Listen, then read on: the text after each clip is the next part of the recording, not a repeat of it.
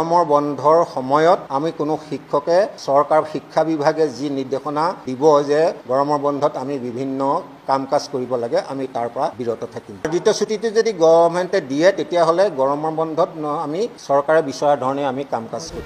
যিকোনো সমস্যা আমি আমাৰ নিয়াৰেষ্ট যিসকল শিক্ষা বিষয়া আছে তেখেতসকলক লিখিত অৱগত কৰিবৰ কাৰণে আমি শিক্ষকসকলক আহ্বান জনাইছোঁ আৰু সেইবিলাকেই এটা সময়ত প্ৰমাণ কৰিব যে এই শিক্ষা সেতু এপছটো কেনেধৰণৰে চলি আছে।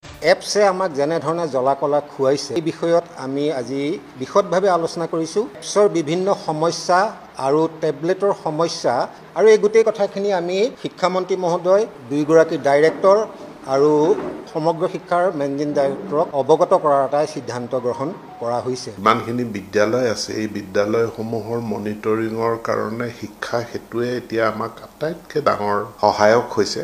এপটোত আমাৰ কোনো সমস্যা নাই, টেবলেটতো কোনো সমস্যা, ইকুইপমেণ্টৰো সমস্যা নাই, এপৰো সমস্যা নাই, কিন্তু একাংশ শিক্ষকৰ সমস্যা আছে যিসকলে বিদ্যালয়লৈ যাব নিবিচাৰে। 15% টিচাৰ আছে তেওঁলোক বিদ্যালয়লৈ নাযায়, তেওঁলোকে বেলেগ বেলেগ কামত জড়িত হৈ থাকে, বিভিন্ন ধৰণৰ কামত তেওঁলোকে কৰে, কিন্তু তেওঁলোকে দৰমহা লয়। আমি খুব সোনকালে এই শিক্ষকসকল আমি তেওঁলোকক চিনাক্ত কৰি ল'ম। গতিকে এইটো তেখেতে যিটো কথা কৈছে যে 15% এই শিক্ষক সংগঠনৰ নেতাসকল আছে, এইটো আচলতে তেখেতে দায় সাৰিবলৈ কোৱা কথা। আচলতে আমি কোনো শিক্ষক সংগঠনে প্ৰত্যেক কোনোবাই সুধিলে বিৰোধিতা কৰিলোঁ, আমি কিন্তু শিক্ষক সংগঠনৰ নেতাসকলে ইয়াৰ পজিটিভ দিশখিনিয়ে আমি কৈ আছোঁ। গতিকে এইটো তেখেতে মনৰ ভাৱৰ কথা, আচলতে তেনেকুৱা কথা নহয়। যিমান বিদ্যালয়ত 100+ ষ্টুডেণ্ট আছে সকলো স্কুলৰ কাৰণে প্ৰধান শিক্ষকৰ পদ সৃষ্টি হ'ব। এইটো এই বিত্তীয় বৰ্ষত হৈ যাব। আৰু এই অবাস্তৱ কথাখিনিক আমি তেতিয়াও বিৰোধ কৰিছোঁ, এতিয়াও বিৰোধ কৰিছোঁ। সংখ্যাৰ ভিত্তিত কেতিয়াও প্ৰধান শিক্ষক দিব পৰা ব্যৱস্থাপনা কৰিব নোৱাৰে, কৰিলে চৰকাৰখনে বিপদত পৰিব। কেবিনেটে সিদ্ধান্ত লৈছিল যে 150জন ছাত্ৰ ছাত্ৰী থাকিলে হেডমাষ্টাৰ দিব, কিন্তু কালি আমি দেখিলোঁ যে শিক্ষামন্ত্ৰী ডাঙৰীয়াই 100 ষ্টুডেণ্ট থাকিলে হেডমাষ্টাৰ দিব বুলি কৈছে। এইটো কথাটো আমি স্পষ্ট